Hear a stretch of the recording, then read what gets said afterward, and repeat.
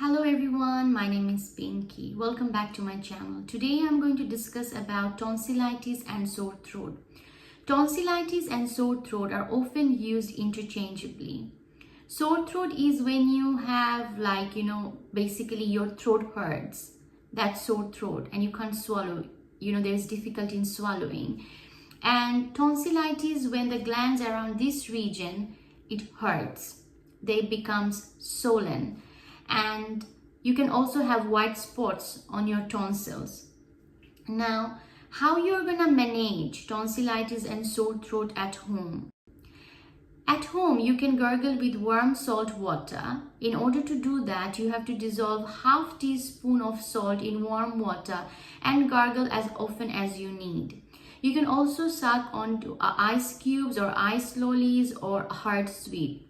Make sure you don't give a child a hard sweet because it can stuck in the throat. Now, apart from that, what else you can do? You can also drink some warm water with honey and lemon. Then you can eat cool, soft foods. In general, sore throat and tonsillitis resolves within 7 days.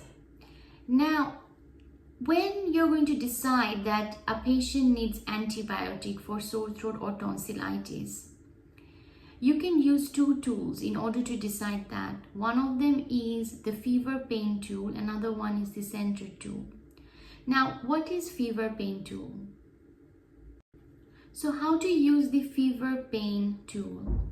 So if the patient has got fever in the past 24 hours, then if there is any kind of pus in the tonsils or white spots in the tonsils, if the patient has attended the surgery or has seen a healthcare professional within the 3 days of the symptoms, and if there is inflamed tonsils and there should not be any cough or increased or the nasal membranes has got inflamed, there is an increase of the inflammation of the nasal membranes. If the score is 0 to 1, treat with simple measures.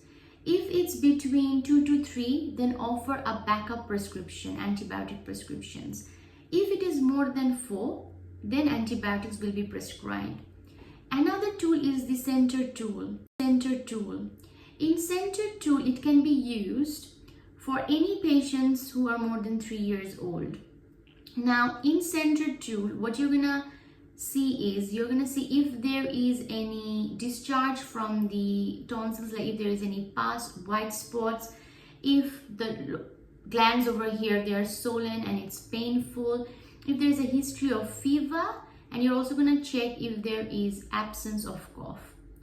Now, for the center tool, the scores are quite simple as well.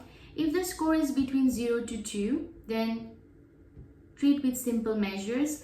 If it is between 3 to 4, consider an immediate antibiotics or give up a backup antibiotic prescription. Now, a good safety netting is very important.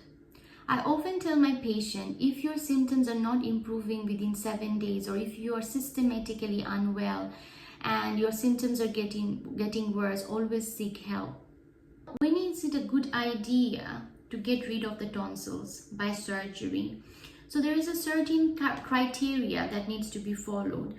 Like if there is 7 or more tonsils in 1 year, or if there is 5 or more sore throats yearly for 2 years, or 3 or more sore throats yearly for 3 years. Another criteria is if there is periodic fever, if there is tumors in these areas, and if there is continuous swollen glands, then tonsillectomy is a good idea. So when a patient comes and complains about sore throat and tonsillitis, I also have to keep in mind about the oropharyngeal cancers. So the criteria which will decide if it can be a cancer is if the patient is smoking, and if the tonsillitis or sore throat is one-sided, it's not bilateral, it's unilateral, one-sided, and if there is ear pain, if there is difficulty in swallowing, and obviously there will be symptoms of sore throats, swollen glands, and if the patient is over 45, then I will think if there is any chance that it can be cancer, so I need to rule that out.